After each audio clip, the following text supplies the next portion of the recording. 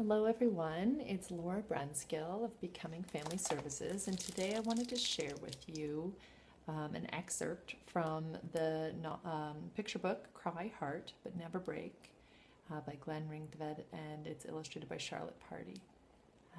This book was originally written in Danish, and has been translated beautifully into English so that I and several others can enjoy it.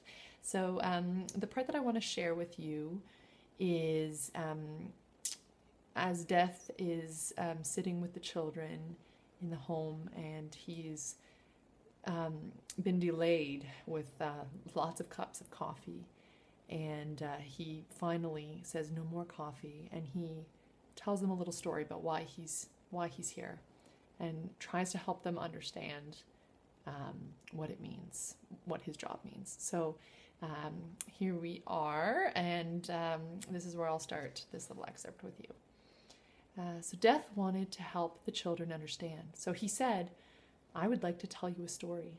And in a strong, sweet voice, he began to speak. "Once upon a time, so long ago that only I can remember, there lived two brothers. One was called Sorrow, and the other Grief. Woeful and sad, they moved up and down their gloomy valley. They went slowly and heavily, and because they never looked up, they never saw through the shadows to the top of the hills. At the top of those hills there lived two sisters, Joy and Delight. They were bright and sunny, and their days were full of happiness.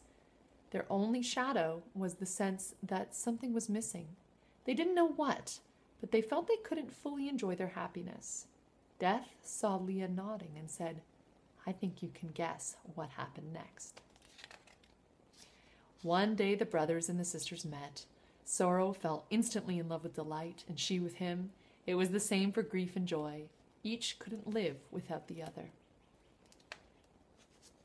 After their double wedding and a great celebration, the two couples moved into neighboring houses halfway up and halfway down the hill. This way, the distance to their old homes was the same. They all lived to be very old.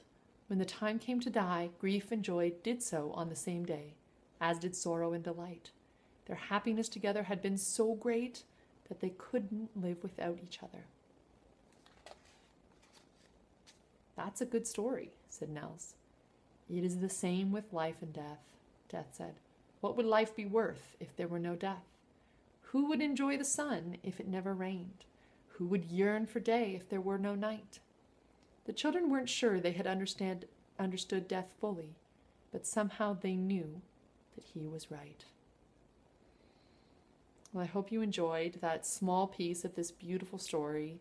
I urge you to go and check it out of a local library, or purchase it for your home, whether you're going through something on topic, going through a loss, or if this is just something that your child is curious about. This is a lovely book to share and start the conversation. Thank you so much.